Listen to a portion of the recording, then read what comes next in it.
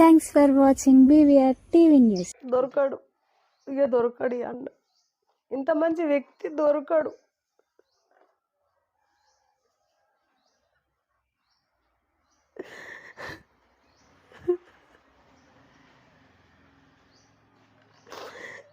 మేము తట్టుకోలేకపోతున్నాం బ్రదర్. ఎందుకంటే అన్నదమ్ములన్నా కొట్టుకొని విడిపోతారు, అక్క చెల్లెలన్నా కొట్టుకొని విడిపోతారు. అసలు మా అనుబంధం అన్న కంపల్సరీ రాఖీ కట్టించుకున్నట్టు నాకు అన్నదమ్ములు లేనందుకు నాకు అబ్బా దేవుడా నాకు ఇంత మంచి అన్నది ఇచ్చినామా అని ఫీల్ అయ్యేదాన్ని. ప్రౌడ్గా అసలు నర్సంపేటలో పెద్ద అంటేనే రామక్క అంటే పెద్ద.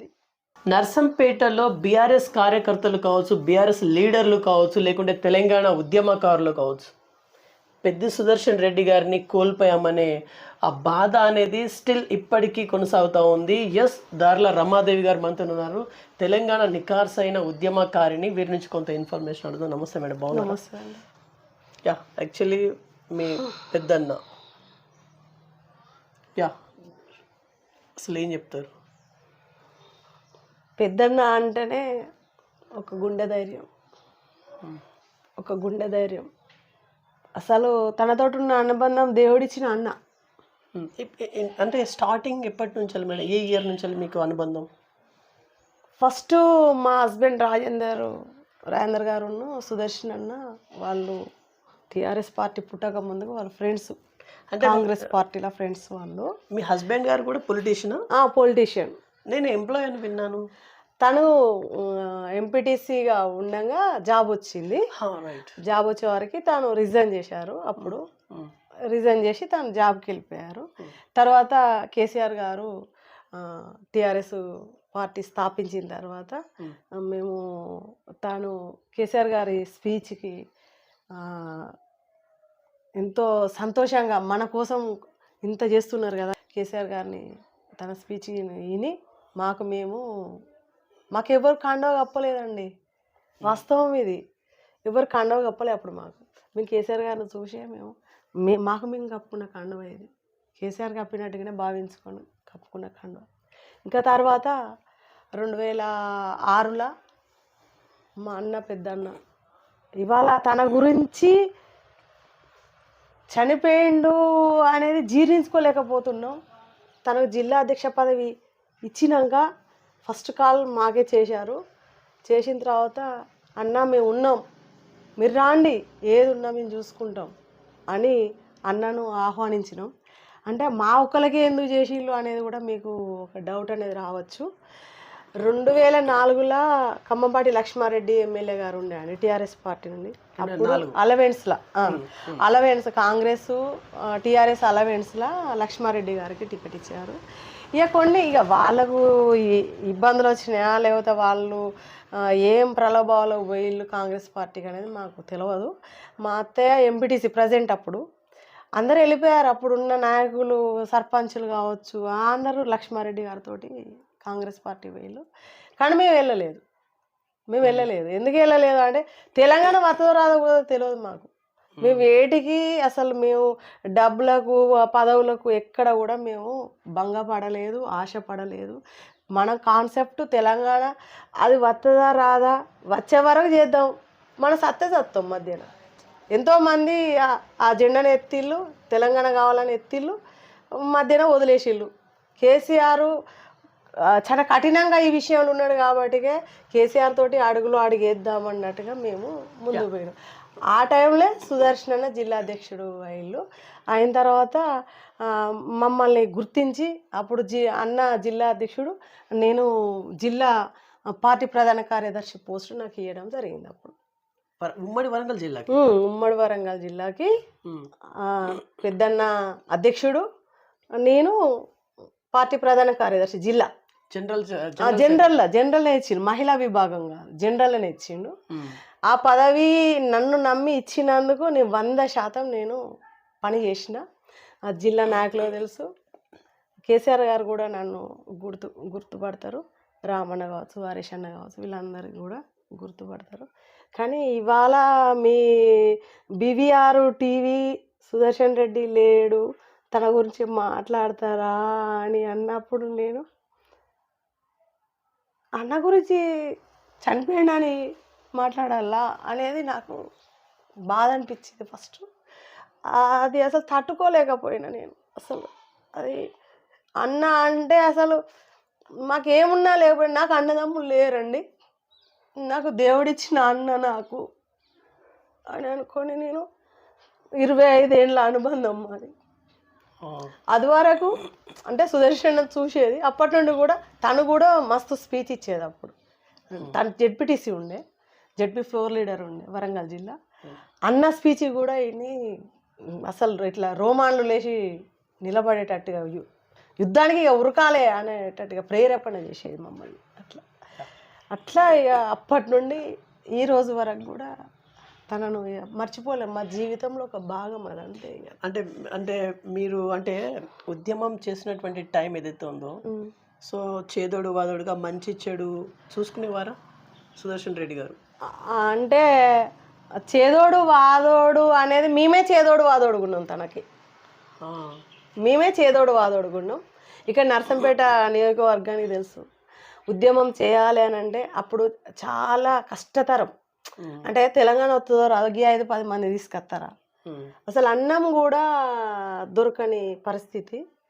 డబ్బులకు కుదవ, అన్నిటికి కుదవే ఉద్యమాలు అప్పుడు. అంటే అధిష్టానం పైసలు పంపి ఉద్యమం చేయాలని లేదు, మాకు మేము ఇవాళ జేబులో ఎంత ఉంటే అంత పెట్టి ఉద్యమాన్ని నడిపించినాం.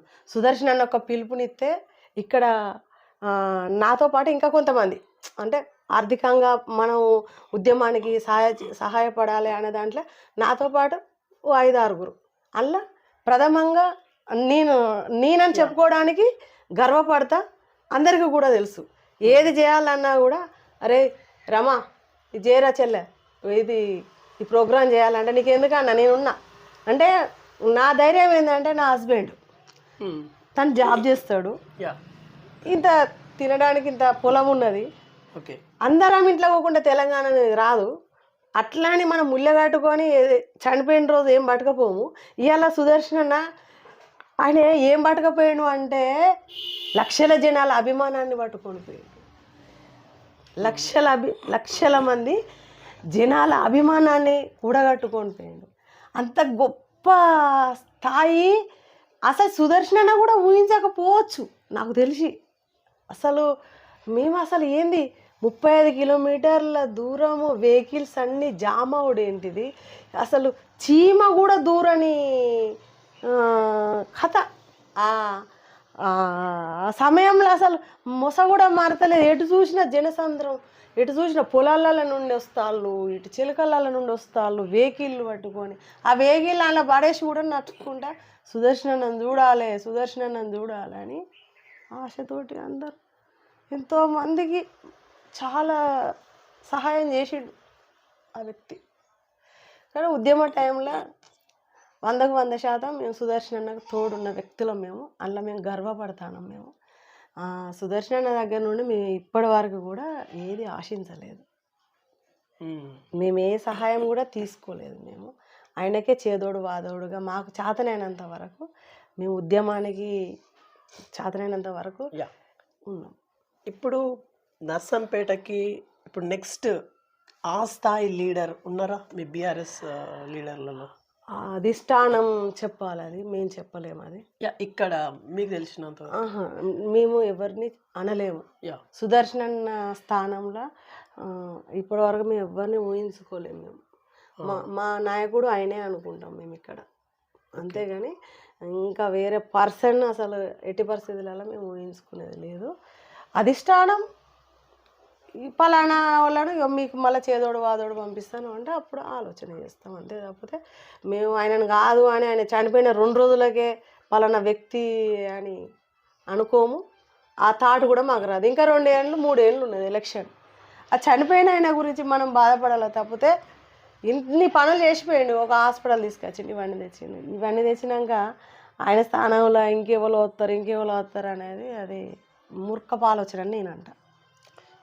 సుదర్శన్ రెడ్డి గారు ఉద్యమాలు చేసినప్పుడు అంటే అందరిని కలుపుకొని వెళ్ళేవారా? అంటే పోలీస్ కేసులు ఏదైతే అవుతుందో అప్పుడు మరి బెయిల్ విషయంలో వచ్చేవారా వారు దగ్గరుండి? 100% అండి, 100% ఆ విషయంలో అన్న ఎంత అంటే ఏ ఒక్కరికి కూడా ఆ ఉద్యమాల టైంలో ఎంత ఉవ్వెత్తున లేచిందంటే తన సపోర్ట్గా ఉంటేనే కదా అప్పుడు. అవును.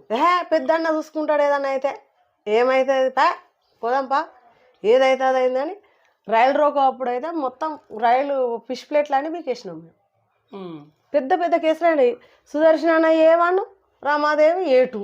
ఇలా చూసినా కూడా సుదర్శన్ అన్న మీద ఎన్ని కేసులు అయినాయో రామాదేవి మీద అన్ని కేసులు అయినాయి. నియోజకవర్గంలో అన్ని కేసులు అయినాయి. ప్రతిదీ అప్పుడు పట్టించుకునేటోడు. కేసులు ఏవైనా కూడా బెయిల్ విషయం కావచ్చు, ఏదైనా లాయర్లనైనా, ఏదైనా విద్యార్థుల మీద అయినా కూడా, ఎవరి మీదనైనా కూడా సుదర్శన్ అన్న ఆ టైంలో చాలా సపోర్ట్గా ఉన్నాడు. పర్సనల్గా మహిళలకి ఏం చేసేవారు, అంటే హెల్పింగ్ లాంటిది?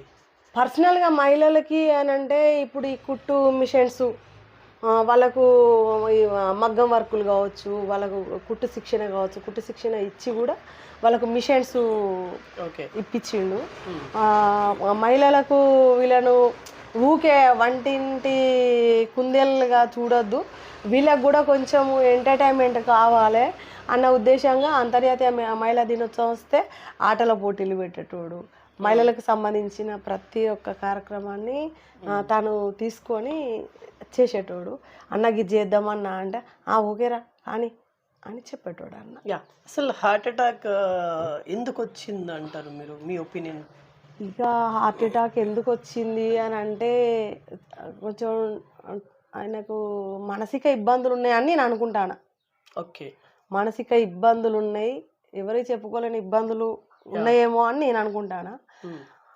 నా ఉద్దేశం ఏంటిది అని అంటే, ఉద్యమాలప్పుడు ఎన్నో కేసులు అయినాయి, మస్తు కొట్టిళ్ళు పోలీసు వాళ్ళు. ఆయనను కొట్టిళ్ళు, మమ్మల్ని కొట్టిళ్ళు, మేము పడ్డాం, ఆయన పడ్డాడు. పెద్ద పెద్ద కేసులు అయినాయి, జైల్లోకి పోయినాం, రాళ్ళ దెబ్బలు కూడా తిన్నాం, లాఠీ దెబ్బలు తిన్నాం, మస్తు బెదిరించి. అప్పుడు టీడీపీ ప్రభుత్వం ఉండే, కాంగ్రెస్ ప్రభుత్వం ఉండే, వాళ్ళు ఎంత చేయాలో అంత చేసిళ్ళు. గప్పుడే భయపడని సుదర్శన్ అన్న ఇప్పుడు ఏదో అయింది, ఎవరో బెదిరిస్తే అని అన్ని పిచ్చి కూతలు గుత్తాలి, అది కాదు. ఏదో ఆయనకు మానసికమైన స్ట్రెస్ ఉన్నది, అది ఎవరికి వ్యక్తపరచలేకనే తను అంటే నేను సింగిల్ అనే ఫీలింగ్కి వచ్చిండో ఏమో అని నాకు అనిపించింది. పెద్ది సుదర్శన్ రెడ్డి గారిని కేసీఆర్ గారు చాలా బాగా గుర్తిస్తారు, దగ్గర తీసుకుంటారు కదా. అవును.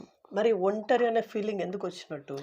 అంటే పార్టీ పరంగా నేను అనడం లేదండి, పార్టీ పరంగా కాదు, కానీ తన అంటే మామూలుగా మనం ఒకనొక టైంలో సింగిల్గా ఉండి కూడా ఎన్నున్నా కూడా ఏదో ఒకటి కోల్పోయినట్టుగా మనం ఫీల్ అవుతా ఉంటాం. ఆ ఉద్దేశంగా ఎన్నడూ కూడా పార్టీని శంకించే ఆలోచనే లేదు. చాలా బాగా చూసుకున్నారు అన్న. ఇప్పుడు రామన్నని ఎంత చూసుకునేదో, హరీష్ అన్నని ఎంత చూసుకునేదో, సంతోష్ అన్నని ఎంత చూసుకునేదో, పెద్దన్నను కూడా అట్లనే చూసుకునేది. కేసీఆర్ గారు ఎక్కడ కూడా తనను ఎక్కడ కూడా చిన్న చూపు చూడలేదు, నా దత్తపుత్రుడనే భావించేస్తాను. అంత గొప్ప వ్యక్తిని పెద్ది సుదర్శన్ రెడ్డి గారిని బెదిరించారు అని అంటే దీన్ని నమ్మశక్యం కావట్లేదు. మాకు కూడా అదే అనిపిస్తుందండి. తను భయపడే వ్యక్తి కాదు, అస్సలు కాదు. పెద్దన్న అంటేనే పెద్ద ధైర్యవంతుడు. తనను బెదిరియడం ఏంటిది అనేది నాకు అనిపించింది. మరి ఇక అది నిజమా అబద్ధమా అనేది పూర్తి వివరాలు. పాత కక్షలు అంటే ఏమైనా ఉండేవా? పాత కక్షలు కూడా ఏం లేవండి. ఆయన ఎంత గొప్ప మనిషి. ఆయనకు ఓంకార్ ఉన్నప్పుడే వాళ్ళిద్దరికి కొంచెం పడగా, అప్పుడు ఆయన జెడ్పీటీసీ ఉన్నప్పుడు గన్మెన్లు ఉండే, తనకు గన్మెన్లు ఉండే అప్పుడు. అయినా కూడా ఓంకార్ చనిపోయినాక తనను అప్పుడు ఈ పెద్ది నన్ను ఇబ్బంది పెడతానని తనకు ఆయన అన్నకు కొంచెం విభేదాలు ఉండి కూడా నా మీద హత్య ప్రయత్నం అయ్యేది ఉన్నది. అది అప్పుడు గవర్నమెంట్కు అర్జీ పెట్టుకుంటే గన్మెన్లను ఇచ్చిన వ్యక్తి.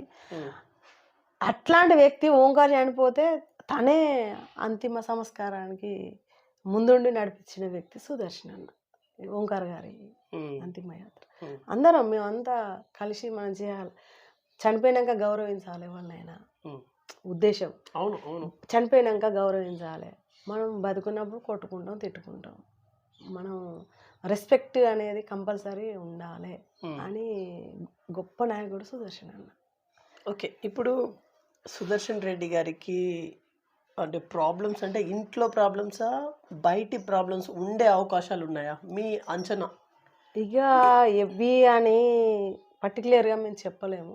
ఉమ్, బయటికి కావచ్చు, ఇంట్లో కావచ్చు, ఉమ్, బయటికి కాకపోవచ్చు, ఇంట్లో కాకపోవచ్చు, ఉమ్, అంతే. అది ఇక ఆయన చనిపోయింది కాబట్టి ఆయన ఆత్మకే తెలియాలి. ఉమ్, మొత్తానికి అయితే ఎవరికి చెప్పుకోలేకపోయిండు అనేది నాకు అనిపించింది. ఉమ్, అంటే లాస్ట్ టైంలో కూడా ఉమ్, ఈ ప్రభుత్వం గన్మెన్లను అందరికీ కూడా తీసేయడము. యా ఇక ఎప్పుడు ఎటుపోయినా కూడా ఓ ఇద్దరు గన్మెన్లు ఉంటే ఎవరున్నా లేకపోయినా ఓ ముచ్చట ఉమ్. వాళ్ళతోటి ఏదైనా ముచ్చటో ఎక్స్ ఎమ్మెల్యేలకు కూడా గన్మెన్ ఇస్తారుగా మేడం. తీసేసిల్లంట అందరికీ. అంటే ఈయన ఒక్కనికని కాదు, ప్రభుత్వ నిర్ణయమే అట్లా తీసేసింది అనేది ఆలోచన. ఇక అదొకటి కూడా కావచ్చు. ఏదైనా విషయం మనం చెప్పుకుందామన్నా కూడా లేకుండా ఎటైనా పోవాలన్నా కూడా కొంచెం అన్సెక్యూర్గా ఫీల్ అట్లా కొంచెం. ఇప్పుడు నలుగురం తిరిగింది చూడు, ఉమ్, ఒంటరిగా ప్రయాణం చేసింది చూడు, అవును. అట్లా తను కొంచెం బాధపడ్డట్టు డిప్రెషన్లోకి అనిపించింది. అట్లా అనిపించింది. ఇదే first time madam heart attack రావడం ఆయనకి? అసలు నాకు తెలిసి నాకు అన్నతోటి 25 ఏళ్ళ అనుబంధంలో నాకు తెలిసి ఆయనకు ఒక్కసారి ఏదో డెంగ్యూ ఫీవర్ వచ్చింది ఉద్యమాలు అప్పుడు. ఉమ్, అది తప్పితే ఎంత కొట్టినా కూడా మళ్ళా జెండు బాము ఆ పెయిన్ కిల్లర్ అదో ఇదో వేసుకొని తెల్లారి అని ఉరుకుడే మళ్ళీ ఉద్యమానికి. కానీ ఉమ్, ఒక్కరోజు కూడా హాస్పిటల్లో పండుకున్నా నాకు ఈ ఛాతీ నొప్పి వస్తుంది, అది వస్తుంది, ఇది వస్తుంది అన్నది అయితే లేదు నాకు తెలిసినంత మట్టుకు. అంటే తనను దగ్గర ఉండి చూసిన వ్యక్తిని నేను. యా. అట్లాంటిది అయితే ఏది లేదండి. 52 53 ఇయర్స్ మేడం సార్కి, పెద్ద గారికి 52 3 అనుకుంటా, 53. 53, 54. అంటే ఇప్పుడు ఈ 6వ తారీఖు వస్తే 53 వెళ్ళి ఫ్యూచర్లో వారు మినిస్టర్ అయ్యేవారు కదా? ఖచ్చితంగా, అంతేనా? ఖచ్చితంగా. మొన్ననే మిస్టేక్ చేసినాం అన్నట్టుగా కేసీఆర్ గారు ఇస్తే అయిపోయేదని అనుకొని ఈసారి ఖచ్చితంగా మన ప్రభుత్వం వస్తే పెద్దని చూడాలి మినిస్టర్గా అనేది అనుకున్నారు. జిల్లాలో కూడా టాక్ ఉన్నది. అంటే ఓడిపోయినా ప్రభుత్వం రాకపోయినా పార్టీని పట్టుకొని ఏడ్చే వ్యక్తి సుదర్శన్ అన్న. అట్లా విశ్వాసపాత్రుడు కాబట్టికే ఇట్లాంటి వ్యక్తులకు మనం అది చేసుకోవాలని కేసీఆర్ గారు అందరూ కూడా అట్లా అనుకున్నారు అనేది మాకు అందిన సమాచారం. యా, ఇది ఏమైనప్పటికీ జరగాల్సిన నష్టం జరిగిపోయింది, ఇంకంతే. ఇక మనం దాన్ని ఏం చేయలేం, ఎవరేం చేయలేరు. దొరకడు, ఇక దొరకడు అన్న. ఇంత మంచి వ్యక్తి దొరకడు.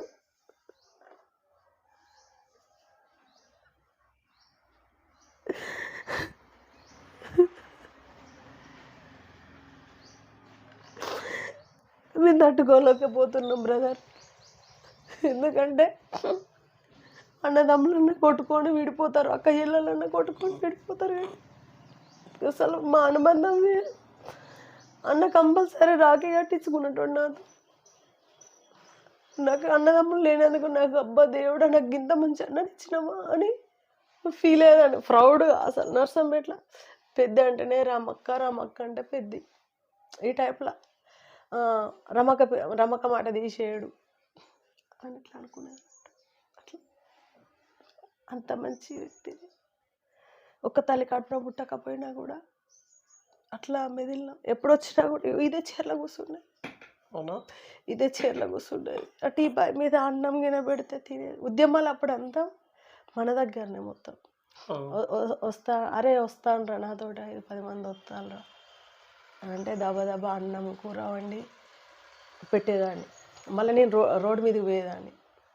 ఇంకా అన్నతోటి అప్పుడు ఉన్న రాజు, వెంకట అని వీళ్ళు ఉండే అన్నట్టు అన్నతోటి, వాళ్ళు పిఏలుగా ఉండే అన్నట్టు. వాళ్ళు వస్తే ఇక వాళ్ళు లాక్ తీసుకొని వాళ్ళే సపరేట్గా ఇంట్లో కూర్చునేటోళ్ళు. కూర్చొని అన్నంగా వాళ్ళ దగ్గర ఉండేదా? ఇక చెల్లె వాళ్ళు ఉండేది, మా చెల్లె వాళ్ళకి ఉండేది కదా, ఉండేటోళ్ళు. అంటే నా ఇల్లు ఇది అన్నట్టుగా వచ్చేదన్న. నా చెల్లి ఉద్యమం టైంలో మనం ఇప్పుడు అంత పట్టుకపోం కదా అన్న, ఫస్టే చెప్పినా కదా, మనం ధర్మం మనం నిర్వర్తించాలి. అన్నట్టుగా మేము అప్పుడు నడిచినాం ఉమ్. అట్లా.